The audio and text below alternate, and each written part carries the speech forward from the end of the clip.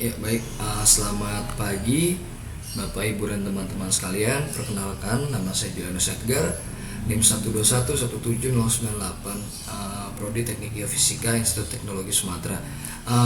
Pada pagi hari ini saya akan menyampaikan hasil dari resume saya dengan yang berhubungan dengan jurnal internasional yang berhubungan dengan tema geolistrik.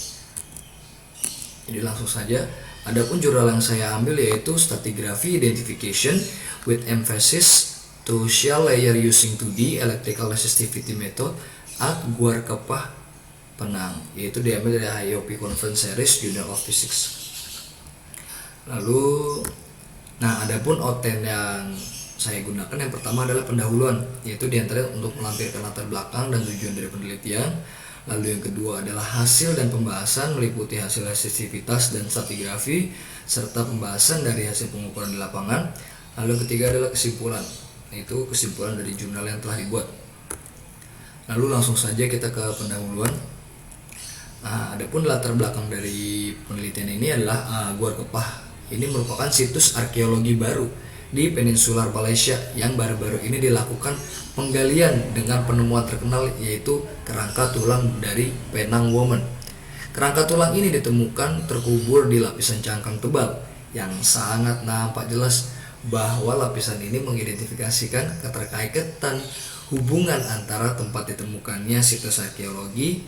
Lalu selain itu, penelitian ini juga didasarkan karena di tempat itu juga akan dibangun sebuah galeri arkeologi, sehingga dibutuhkan peta stratigrafi, lapisan bawah permukaan, dan penggambaran hasil resistivitas pada tiap lapisan tanah.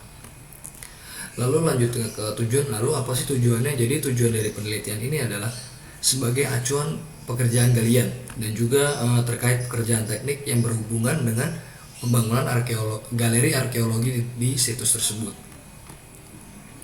Lalu lanjut ke hasil dan pembahasan. Nah, di sini pertama-tama kita akan membahas lokasi dan desain akuisisi. Jadi lokasi kita sudah tahu, lokasinya itu ada di Guar Kepah dengan terdapat 15 line atau 15 titik pengukuran seperti itu. Nah, lalu untuk hasil pengurangan resistivitas dan stratigrafinya, sebenarnya dari berdasarkan hasil resistivitas itu dari line 1 hingga line 15 itu bisa dilihat bahwa terdapat tiga lapisan utama yang secara umum memiliki resistivitas yang rendah.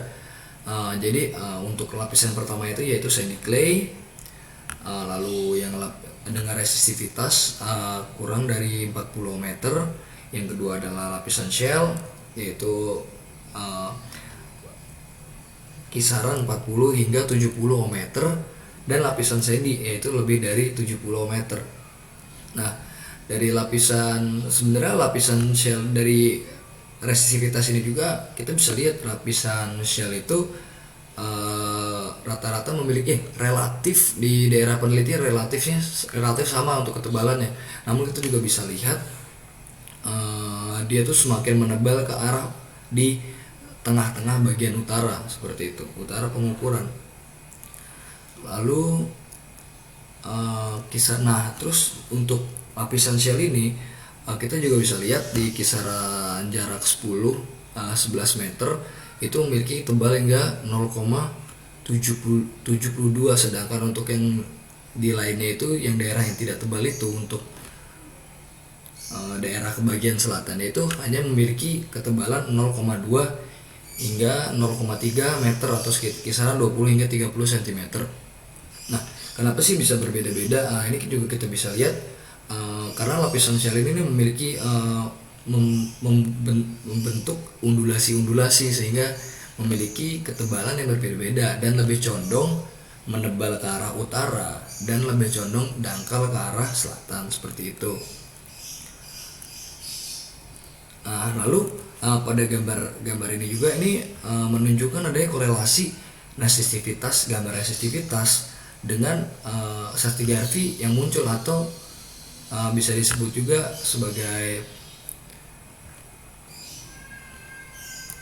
stratigrafi yang muncul Nah, pada stratigrafi di line 15 ini, ini kita bisa lihat ini ada di line 15 dan line 7 hingga 10 di gambar B, dan di gambar 3A ini line 15 dan di gambar B line 7 hingga 10. Nah, ini kita bisa melihat loh adanya korelasi antara stratigrafi yang tampak dengan stratigrafi yang kita lakukan pengukuran seperti itu. Jadi di sini ini benar-benar akurat untuk lapis-lapisan. Jadi kita bisa lihat untuk lapisan yang pertamanya itu sandy clay layer yang arah warna biru, lalu shell layer yang bagian berwarna sedikit hijau, dan yang terakhir sand layer dengan resisivitas yang cukup tinggi gitu loh.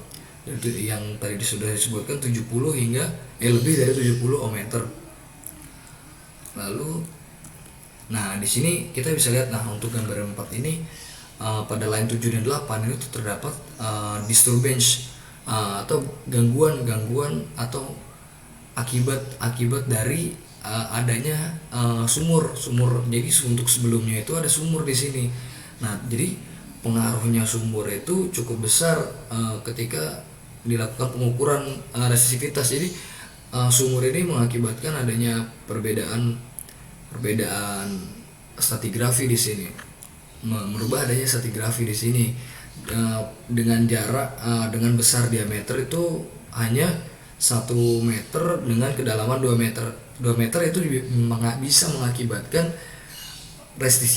menghasilkan resisivitas yang kecil di daerah yang terganggu oleh dari sumur tersebut gitu loh. Jadi segitu dampaknya pembangunan sumur gitu untuk jadi stratigrafi. Jadi cukup penting untuk mengetahui stratigrafi juga tadi untuk membangun galeri di daerah sana gitu, apakah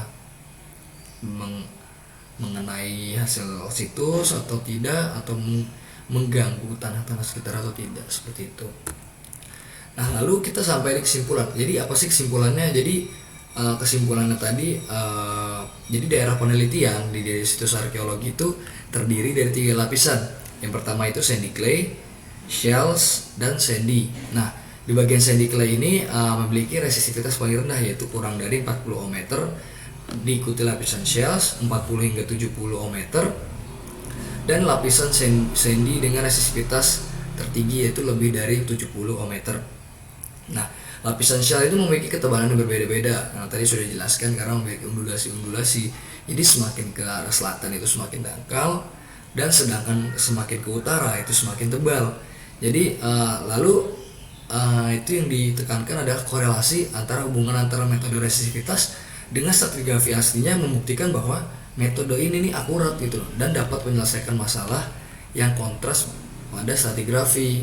Jadi seperti itu. Jadi pokoknya dia sangat presisi seperti itu. Lalu pertanyaannya adalah apakah dapat diterapkan di wilayah Indonesia? Jawabannya adalah sangat bisa diterapkan di wilayah Indonesia, dan untuk contoh-contohnya yang bisa diterapkan yaitu kegunaannya stratigrafi identification ini ada banyak kegunaannya. Contohnya untuk pembukaan lahan perkebunan dan pertambangan. Jadi ketika membuka lahan pertambangan, kita kan juga tahu di bawahnya ini tambang ini ada apa sih, bahkan bisa ngitung volumenya. Untuk perkebunan juga kita bisa mengetahui lapisan-lapisannya apa aja segala macam, dan kita bisa tahu dari lapisan tanah ini mengandung unsur hara atau segala macamnya. Lalu untuk pembangunan gedung dan infrastruktur tadi kita sudah lihat untuk pembangunan pembangunan sumur segitu berdampaknya pada lapisan tanah ya. Jadi untuk stratigrafi itu kita harus tahu. Jadi misalnya tanah ini untuk tekanan segini kita harus tahu, terus karena ini untuk pembangunan gedung dan infrastruktur seperti itu.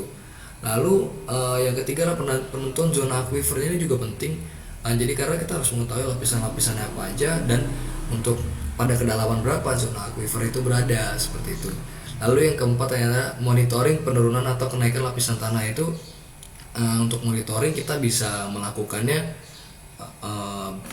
interval waktu-waktu tertentu, atau misalkan setiap 6 bulan sekali atau setiap tahun sekali melakukan seperti itu. Nanti kita juga bisa jadi tahu ada kenaikan atau penurunan lapisan tanah di sananya, dan lain sebagainya, seperti itu.